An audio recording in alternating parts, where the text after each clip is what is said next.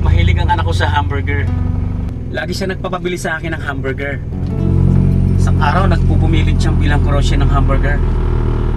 Itay, gusto ko po ng hamburger. Bilhin niyo po ako, Itay. Pagod na pagod na ako. Kaya sinabi ko, sa susunod na lang. Mas sa tabi na lang. Saan po dito? Sa may brown na gate.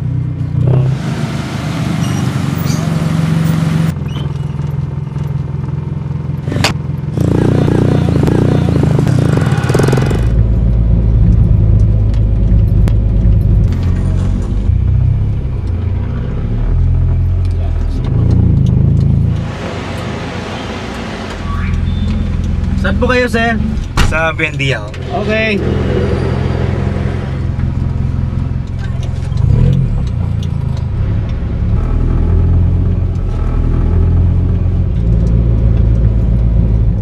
Nagpapabili ng hamburger yung anak ko, no? Mahilig kasi siya doon. Kaso, pagod na talaga ako. Pilit pa din. Pilit ng pilit. Ang kulit. Nakakainis. Sinabi na nga pagod na ako. Sa susunod na lang. Sige pa din ang pangungulit. Sa inis ko na, tampal ko siya ng malakas.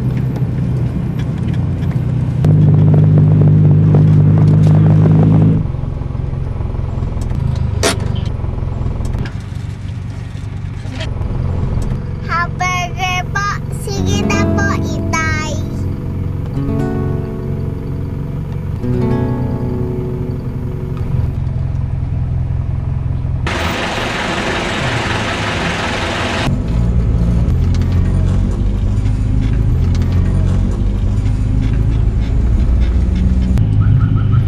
Lalapitan ko na sana siya.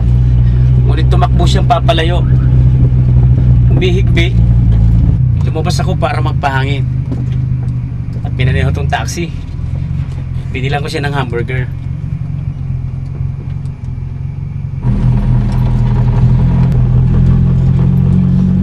At magpauwi na ako, may biglang pumara sa akin. Nakakaawa. May kasama pa namang dalawang anak. Sinakay ko na. Nakakaawa naman, ang layo pa naman ng bahay. Sa Tungko pa. Gabi na nung dumating ako sa amin. Tahimik at madilim na ang bahay. Diyan na lang ho, sa building sa kanan. Dito ha? Oo, diyan na lang.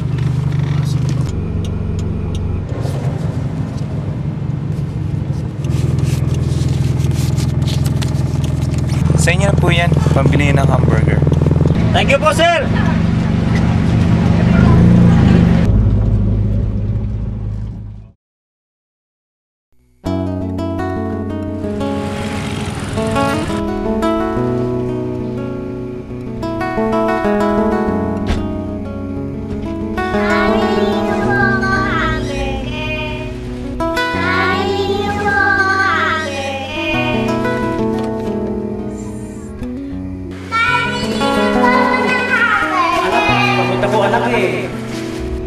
Ang sarap-sarap po nito.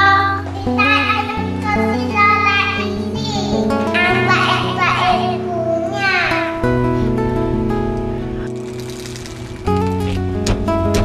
Mahilig pala si Lola Indi ng hamburger. Bukas pa ang birthday ni Lola Indi. Sige na po, Itay. Sige na po, Itay. Sige na po, ilin niyo po ako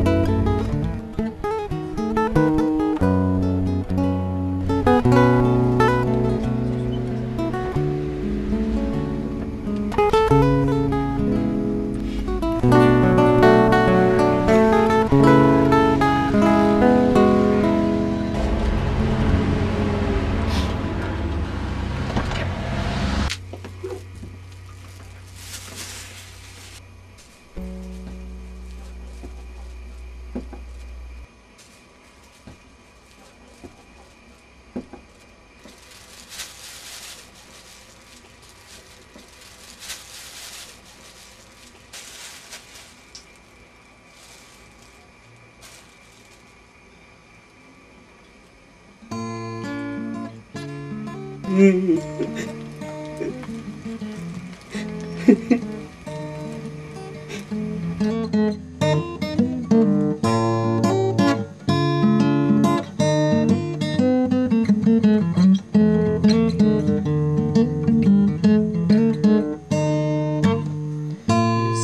munting lihim,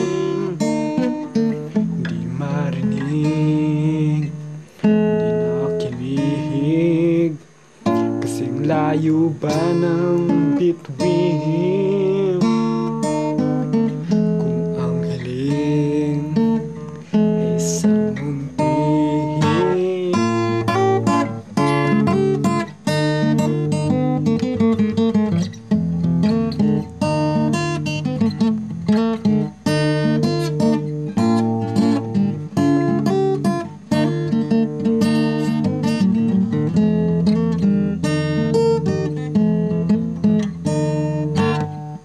isang munting hinaihin, baka mag-ihain, unawain, mabuti naman ang dinadaihin.